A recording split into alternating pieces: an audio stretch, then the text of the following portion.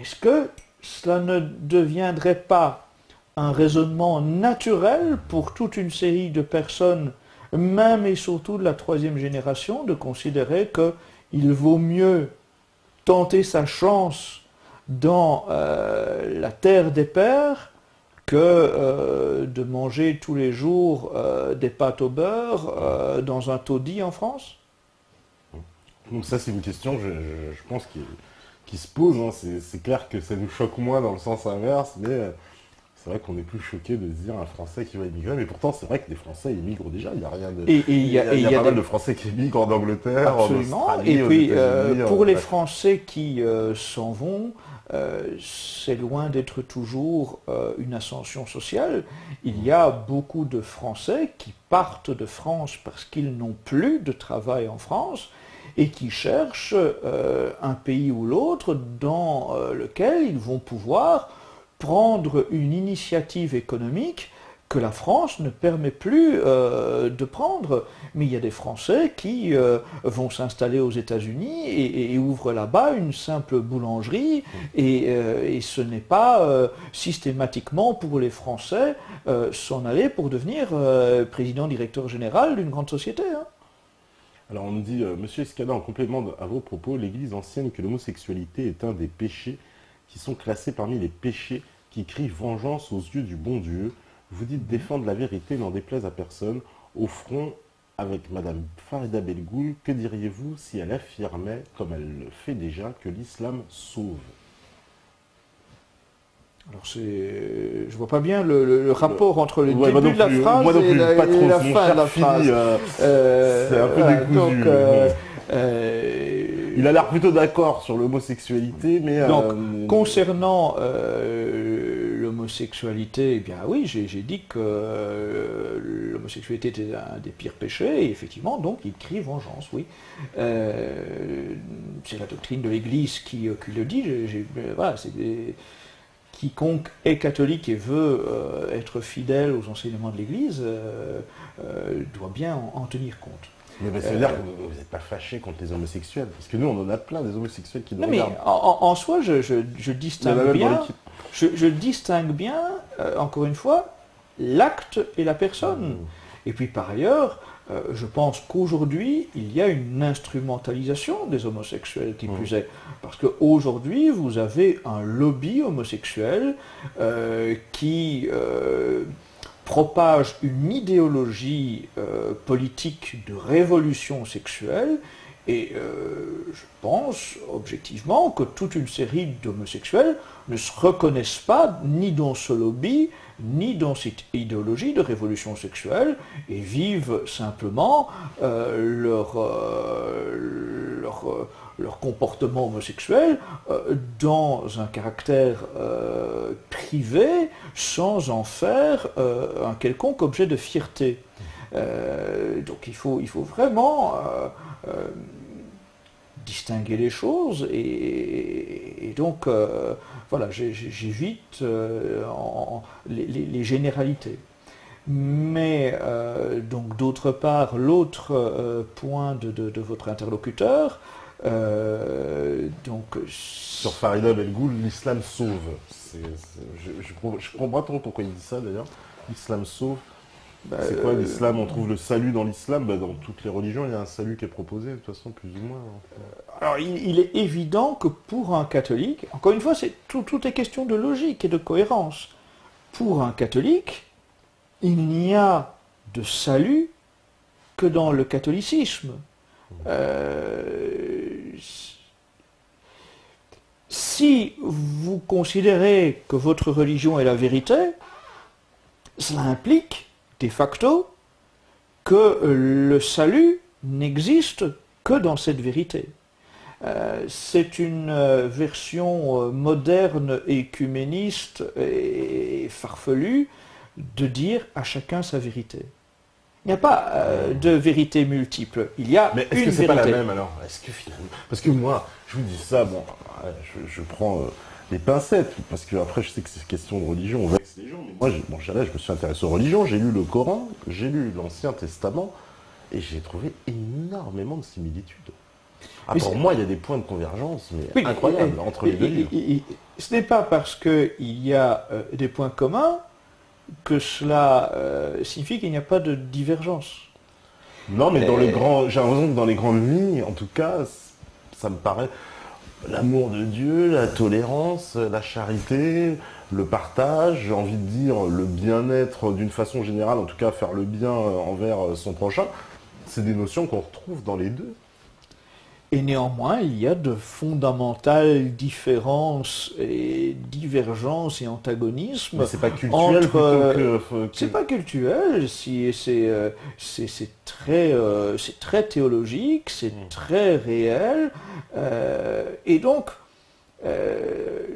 voilà, je serais un catholique fautif que de ne pas dire que le salut est dans le catholicisme. Parce que cela fait partie des devoirs pour un catholique de le professer. Non pas comme une espèce d'orgueil de dire je suis détenteur de la vraie religion et je veux l'hégémonie pour la mienne, point à la ligne. Si un catholique a le devoir de dire à ceux qui ne le sont pas que le salut est dans le catholicisme, c'est avant tout par charité, par volonté de sauver les âmes du plus grand nombre. Et le catholique estimant qu'il n'y a de salut des âmes que dans le catholicisme, agit par charité en disant cela à ceux qui ne le sont pas. Mais c'est pas pour autant qu'il ne faille pas s'entendre avec les musulmans, justement. Mais encore une fois, je dis bien par ailleurs qu'on doit à tout prix éviter les rapports conflictuels. Et donc, c'est pas parce que... Donc le choc des civilisations, vous êtes... je ne le souhaite certainement pas. Je ne le souhaite certainement pas. Parce qu'on le base sur des tensions religieuses. Hein. Ils aiment animer en tout cas le conflit religieux pour animer ce choc des civilisations d'un Occident entre guillemets chrétien contre l'islam, ce qui est une blague en plus l'Occident chrétien, sachant qu'on traite les catholiques rien qu'en France. On nous parle d'Occident chrétien, mais... Alors, l'Occident chrétien a été une réalité. Une réalité, mais aujourd'hui, politiquement, ça vaut quelque chose... Disons qu'aujourd'hui, je vois bien que ceux qui voudraient attiser le choc des civilisations ne sont souvent ni musulmans ni catholiques. Et ceci dit, je n'évacue pas non plus une réalité qui est le sort des chrétiens persécutés dans le monde et le fait que dans une série de pays musulmans, des catholiques souffrent, sont persécutés et sont parfois mis à mort en raison de leur foi. Souvent, ce sont par des régimes qu'on a mis nous en place avec, comme on sait très bien en Syrie par exemple, en soutien des révolutionnaires, ce sont eux qui persécutent les chrétiens, qui tuent les chrétiens. Absolument. En Libye, c'est eux qui ont tué tous les chrétiens de Libye. En Irak, c'est bien pareil. Il n'y a plus de chrétiens depuis l'arrivée des Américains. Et de nouveau, on voit l'influence des manipulations mondialistes, parce qu'effectivement, aujourd'hui, quand on parle de la situation géopolitique en Syrie, on sait bien que c'est le régime de Bachar el-Assad qui est celui qui assure le plus de cohésion pacifique sur le territoire et que les 10 rebelles soutenus par les pays européens et par les États-Unis, les 10 rebelles sont des islamistes que justement on ne voudrait absolument pas voir ni en Europe ni aux États-Unis. Et c'est ce double langage permanent des mondialistes qui justement est une démonstration de cette manipulation permanente dont les médias sont des complices. Et vous vous sentez proche des idéaux du nouveau pape, le pape François? Non, je dis ça parce qu'il est arrivé avec quand même tout un discours... Vous ne serez pas surpris d'entendre qu'en tant que catholique de tradition, je ne suis pas, c'est le moins qu'on puisse dire, très enthousiaste à l'égard du nouveau pape. Je suis extrêmement déçu lorsque je vois le principal berger être plus soucieux de plaire et au monde et aux médias que d'enseigner la vérité. Le rôle d'un pape, ce n'est pas de plaire aux médias. Et je dirais même que lorsqu'un pape plaît aux médias, c'est suspect. Le rôle d'un pape, c'est de dire la vérité à temps et à contre-temps, et généralement, quand un pape dit la vérité, il déplaît aux médias. Le pape, il est là pour transmettre l'héritage de l'Église, pas pour le bouleverser, pas pour le révolutionner. Or, on a à plus d'une reprise l'impression que ce pape n'a pas très envie d'être un héritier, mais plutôt le créateur d'une nouvelle architecture. Ouais, ce sont les papes modernes un peu qui sont... parce que l'Église, en plus, si je me trompe pas, dans Vatican II, on reconnaît la laïcité. Ah mais Vatican II a complètement bouleversé la doctrine de l'Église, et c'est ça qui, pour nous, est particulièrement heurtant, c'est de voir à quel point il y a eu une trahison des clercs, à quel point c'est de l'Église même que sont venues les consignes dans les derniers pays qui ne pratiquaient pas la séparation entre l'Église et l'État, de suivre le mouvement de la séparation de l'Église et de l'État. Imaginez ce paradoxe. C'est l'Église elle-même qui a demandé. Imaginez ce paradoxe que dans la continuité de Vatican II, c'est l'Église elle-même qui a provoqué la rupture dans les derniers pays qui ne pratiquaient pas la séparation de l'Église et de l'État. C'est une folie incroyable. D'accord. Parce que ça, oui, parce que on nous dit effectivement séparation de l'Église et de l'État. Ce qui est un demi-mensonge, j'ai envie de dire. Puisque l'État, en fait, après la Révolution française, les prêtres deviennent de toute façon, employés. Donc c'est pas la séparation, c'est plutôt l'absorption de l'Église par l'État. De toute façon, après 1789 et la Révolution française, il n'y avait plus de situation normale pour l'Église. On a été de spoliation en spoliation. Voilà, c'est ça, ça ne s'est pas arrêté jusqu'au XXe siècle, ça a continué. Tout à fait. Parce qu'aujourd'hui, en plus, mon astuce, ça, c'est quelque chose comme ça.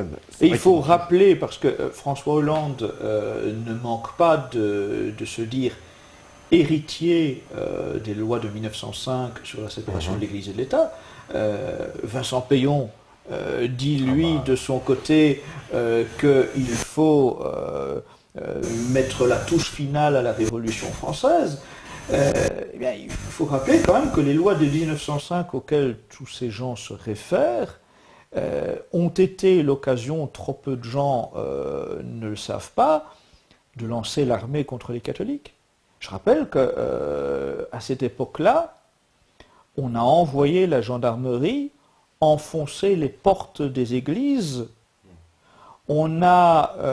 parce qu'on devait apparemment faire un inventaire de l'Église, parce que tout devait appartenir à l'État. Tous les biens de l'Église devaient être inventoriés, et pour cela, l'État français a fait usage de la force. Oui, de la force. C'est violent, apparemment, dans certaines villes. Le pouvoir socialo-maçonnique a fait tirer contre des catholiques. Il y a eu des morts parmi les catholiques.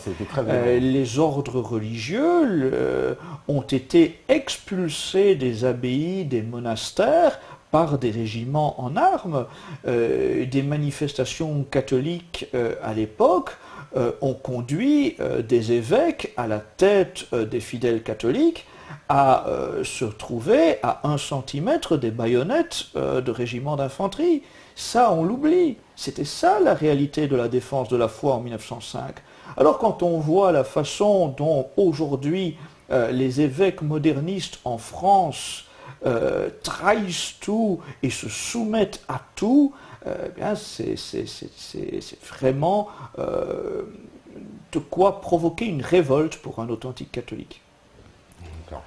Alors là, on comprend mieux. Alors, il y a pas mal de gens, voilà, qu'on nous dit, par exemple, Monsieur Escada, que pensez-vous des chrétiens orthodoxes que je trouve proches de nos dogmes catholiques traditionnalistes? C'est Miguel Ventura qui nous dit ça. Ah mais en tout cas, il est certain que la façon dont les chrétiens orthodoxes conservent et transmettent leur héritage est admirable. Et notamment, ce que j'apprécie aussi chez eux, c'est bien souvent leur refus bien affirmé de l'œcuménisme. Et ceci dit, eh bien, encore une fois, j'aimerais bien sûr, dans une situation idéale, ben, j'aimerais bien sûr les voir revenir dans le giron catholique. Alors, il y a une question de Sassante Sankenel. Lui, il dit, vous dites que les chrétiens ont un devoir de dire la vérité. Êtes-vous contre la loi Ghesso-Fabius qui empêche la vérité d'être établie formellement par musellement de certaines thèses non officielles? Alors, pour être très clair, je suis opposé aux lois qui ont mis en place une police de la pensée. Les fameuses lois mémorielles, comme on les appelle. Les lois qui, effectivement, empêchent de s'exprimer librement sur une série de sujets qui, me semble-t-il, ne sont pas sacrés. Alors, il y a une question, alors ça je prends la question de Hakim parce que c'est une question intéressante.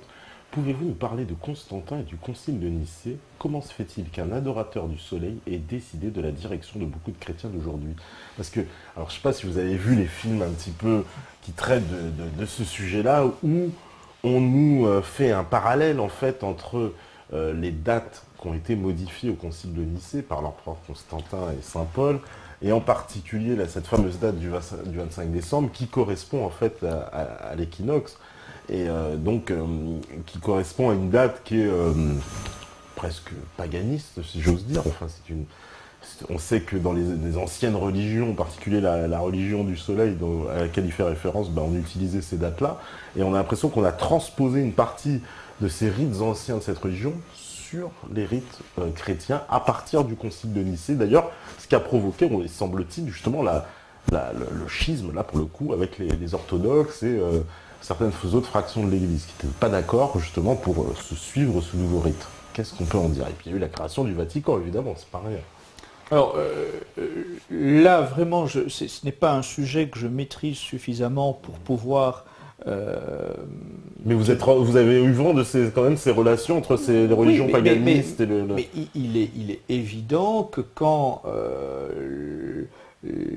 l'esprit missionnaire de l'Église se propage sur une terre païenne, elle choisit à ce moment-là de pratiquer la transition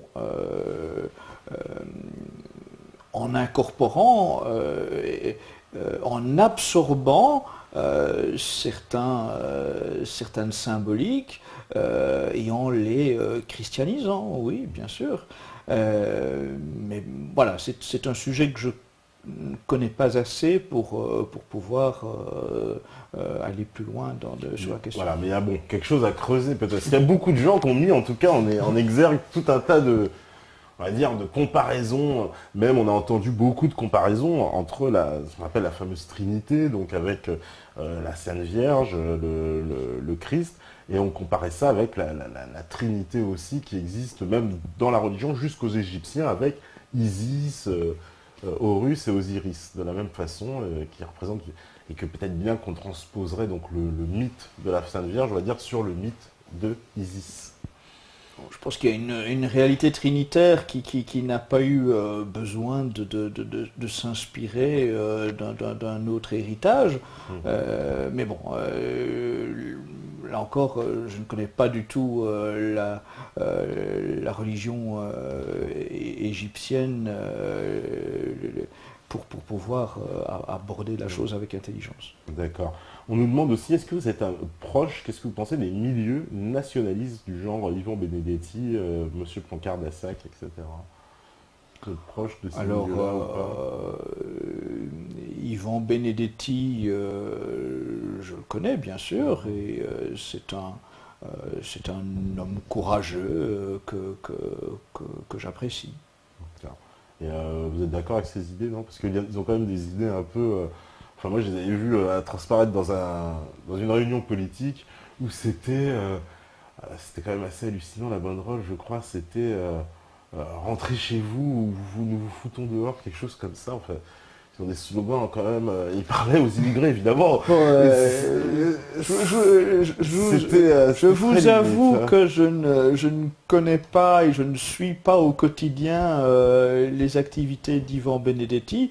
Il se fait qu'il participe à certaines de nos activités, que j'ai eu l'occasion de les rencontrer à plusieurs reprises dans le cadre de nos activités. Et que je l'ai trouvé dans le cadre de nos activités loyal et que je n'ai aucune raison de porter le moindre jugement négatif sur son action. Et au niveau des mouvements comme genre F de souche, bloc identitaire, vous vous sentez un peu proche de ce genre? En fait, je dirais que tout dépend toujours des contextes, mais F de souche me semble être parmi l'ensemble des sites alternatifs une intéressante source d'information. Je pense qu'il faut se réjouir qu'il existe une multitude de sites d'information alternatifs qui ont des sensibilités fort différentes. Je ne suis pas particulièrement dans la mouvance de F de souche. Il y a des sites alternatifs dont je me sens bien plus proche, mais je pense que justement nous avons trop de raisons de critiquer les médias du système pour ne pas nous réjouir de la diversité des médias alternatifs. D'accord, ça, voilà la réponse, hein, je ne cite pas tous les gens qui posent, parce qu'il y a énormément... Alors on nous demande, bon, petite question qui revient souvent, oui, vous pensez quoi d'Alain Soral? Alors Alain Soral, ce que j'en pense, mais d'abord, ce serait plus facile que j'émette un jugement fondé si j'avais l'occasion de discuter plus avant avec lui, ce qui ne serait pas inintéressant. En tout cas, je salue le travail qu'il fait pour éveiller les consciences à défier le système. Donc je ne me reconnais pas dans toutes les pensées soraliennes.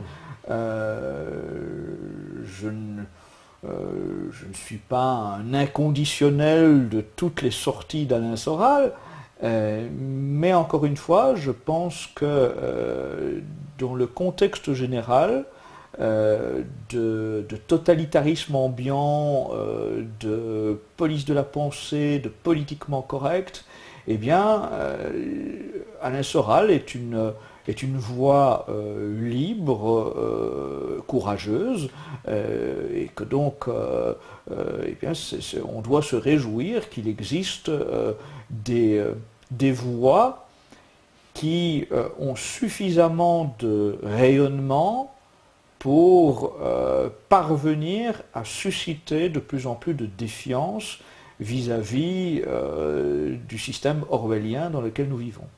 On nous demande aussi, qu'est-ce que vous pensez d'Albert Ali? Ça, c'est... vous avez fait une conférence. Voilà, j'ai fait un débat avec lui à Lyon, si je ne m'abuse, et puis donc nous avons participé ensemble à la conférence de presse de Farida Belgoul le 19 février dernier.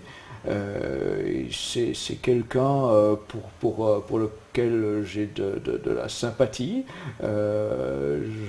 Bon, là encore, bien sûr que nous avons et des divergences sur différents points et des antagonismes, mais voilà, je pense que nous avons une vraie sérénité et une vraie sincérité dans nos échanges, et que donc nous parvenons au moins sur des points bien précis comme l'idéologie du genre à contribuer à une convergence intelligente. Alors il y a une question, on nous disait que Ahmed Moualek, je ne sais pas si vous connaissez, vous voyez qui c'est Ahmed Moualek, un ancien partenaire de Dieudonné qui fait des vidéos, beaucoup de vidéos, il parle beaucoup de Soral, de Dieudonné, il parle de... Et il a parlé de vous, et il dit... je suis honoré. Voilà. Attendez, j'ai pas dit ce qu'il avait dit encore. Il a dit le problème avec Escada, c'est est-ce que les musulmans de France, il va les renvoyer ou il va les convertir? Eh bien, si le choix est amusant, je dirais que, en tout cas, j'espère les convertir si la grâce le permet. Encore une fois, je suis cohérent. Je ne convertis pas par le glaive, je ne convertis pas par la force. Mais j'ai ce souci de charité pour mon prochain qui fait qu'en tant que catholique, eh bien, je souhaite le salut des âmes de mes contemporains. Alors justement, on va finir justement sur les livres que vous m'avez apportés sur la théorie du genre, donc, et sur le mariage homosexuel, homoparentalité. Donc, c'est vos deux quand même chevaux de bataille, si je veux dire. Ce sont en ce moment, effectivement, les sujets prédominants. Je pense qu'il est important de s'informer. Je pense que tous les parents ont le devoir de s'informer attentivement de ce qui se passe dans les écoles. Alors, par exemple, sur la théorie du genre, c'est quoi ce livre? Vous expliquez aux gens, c'est la théorie du genre, alors, comment elle s'incruste à l'école, dans ce etc. petit ouvrage, nous donnons toutes les références précises pour bien comprendre ce qui est en train de se passer non seulement en France, mais aussi dans les officines mondialistes et à l'étranger. Oui, parce qu'on a vu un rapport européen qui veut institutionnaliser la théorie au niveau européen, le Absolument. rapport Lunasek. De toute façon, voilà, il y a le rapport Lunasek qui a été voté au Parlement européen, voilà, qui cherche à imposer dans tous les pays de l'Union européenne l'idéologie du genre. Il faut se rendre compte quand même qu'en ce moment, en Allemagne, de façon régulière, on condamne des pères de famille à des peines d'emprisonnement fermes pour avoir refusé d'envoyer leurs enfants à l'école lors des cours d'éducation sexuelle. Donc le système totalitaire est vraiment bien en train de se mettre en place à l'échelon européen. Il y a aussi aux États-Unis la situation des camps gender. Prenez conscience qu'aux États-Unis, des camps de vacances, entre guillemets, sont organisés pour que des petits garçons entre 6 et 12 ans apprennent à se maquiller et à s'habiller en petite fille.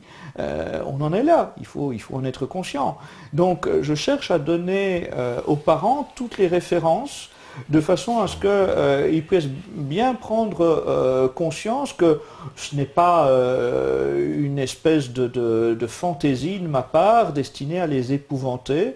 Il y a un vrai péril, il faut qu'ils en prennent conscience. Et encore une fois, je parle en tant que catholique, bien sûr, mais il n'est pas nécessaire d'être catholique, il n'est même pas nécessaire d'être croyant pour comprendre la nocivité des idéologies qui sont en train de se mettre en place en ce moment. Et alors, votre deuxième livre, lui, c'est Mariage homosexuel, homoparentalité, décryptage d'une révolution sexuelle. Donc révolution initiée par un certain Kinsey, c'est ça? Alors Kinsey a été effectivement l'un des habiles propagandistes de cette révolution sexuelle.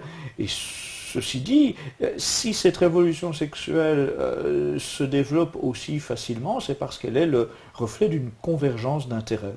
Encore une fois, vous retrouvez derrière tout cela le soutien financier de grosses multinationales. Il faut se rendre compte que, par exemple, des multinationales comme Microsoft, Google, Apple, Nike, Panasonic, Intel, eBay ont des patrons qui contribuent tous à une grande internationale LGBT. Et donc, vous avez en face de vous des puissances financières associées à des forces occultes et à des organisations subversives.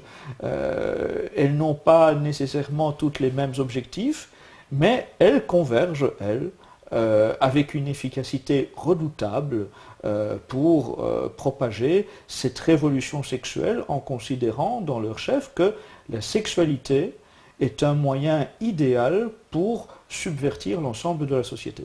Oui, parce qu'ils cherchent donc à subvertir voilà, les enfants, on va dire, parce que ça commence voilà, aux enfants, Oui. au petit âge. Tout à fait. Mais quel est le fond de l'objectif recherché? Alors, on a évoqué tout à l'heure, oui, c'est vrai, la marchandisation du monde, mais d'un point de vue des valeurs, c'est quoi? C'est faire une société où on a inversé le sens de la sexualité, ou quoi, Alors, quoi, c'est la partout générale, pour parler vulgairement, mais enfin, je sais... c'est là que il n'y a pas une réponse.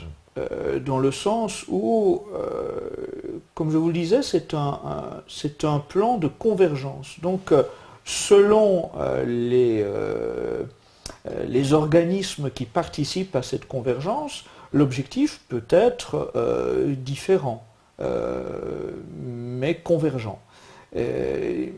Pour certains, c'est ce fameux nomadisme, parvenir à ne plus avoir face à soi que des consommateurs nomades et dociles. Pour d'autres, c'est inverser complètement les normes de la société. Si on prend le cas de mouvements féministes lesbiens comme ceux auxquels se réfèrent Judith Butler ou Monique Wittig, qui sont des théoriciennes de l'idéologie du genre, eh bien, elles n'hésitent pas à mettre en avant un modèle de société lesbien. Une hallucination de système de société orienté selon le prisme lesbien. Vous retrouvez également dans cette convergence les tenants du New Age, pour lesquels la liberté sexuelle est un dogme, un absolu. Vous retrouvez toute une série d'organisations politiques, révolutionnaires, pour qui la révolution sexuelle est un levier pour mener à la révolution politique dans la société. Les mouvances d'extrême gauche, les mouvances anarchistes. Et bien, il y a bien sûr aussi, j'en parlais, les forces occultes, la franc-maçonnerie entre autres, qui mènent une guerre ancestrale contre l'Église catholique et qui y voient une façon d'éradiquer le catholicisme en brisant la famille naturelle. Ça, c'est quelque chose. Et alors, une dernière question, parce qu'on nous pose tellement. Alors, oui, c'est une question qui est souvent revenue. Qu'est-ce que vous pensez des Qatars? Est-ce que vous avez une opinion sur l'épopée Qatar? Parce que c'est une question que j'ai vue qui est revenue plusieurs fois. Là, on est dans le domaine de l'histoire, et donc je suis plutôt un responsable politique qu'un historien, donc je me contenterai de vous répondre que le qatarisme était une hérésie. Voilà. C'est peut-être la réponse que j'attendais. Est-ce que c'est une hérésie? C'est une hérésie. Voilà, bon c'est une hérésie, parce que cet été, nous irons peut-être sur la trace des Qatars aussi, on s'est promis d'aller voir en tout cas ce qui se passe.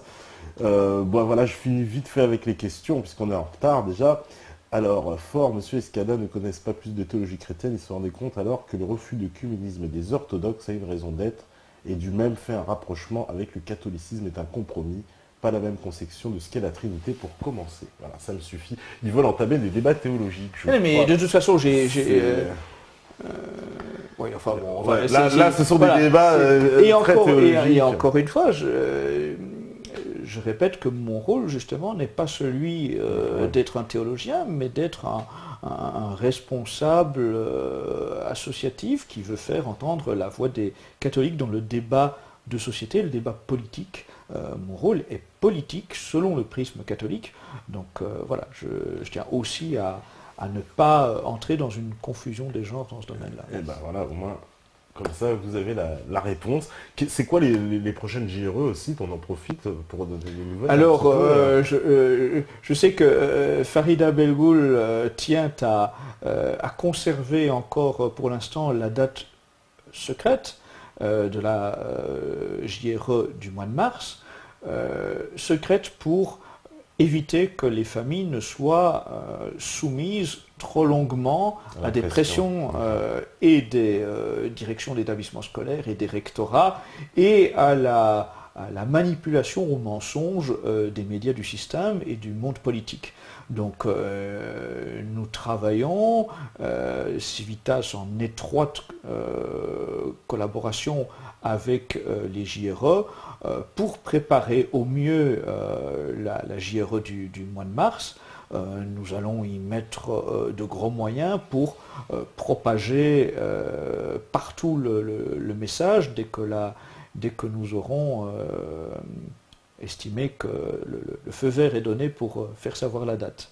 Mais en tout cas, cette fois-ci, le message passera dans tous les milieux sociaux, dans tous les milieux de parents, qu'ils soient musulmans, catholiques, ou qu'ils ne soient pas croyants, mais qu'ils se trouvent suffisamment inquiets de l'avenir de leurs enfants pour prendre conscience de la gravité de la situation. D'accord. En tout cas, on vous tiendra informé. Nous, si vous donnez l'information, vous l'aurez au moins une semaine avant le jour de retraite. Et ben voilà, comme ça, on retransmettra à nos auditeurs.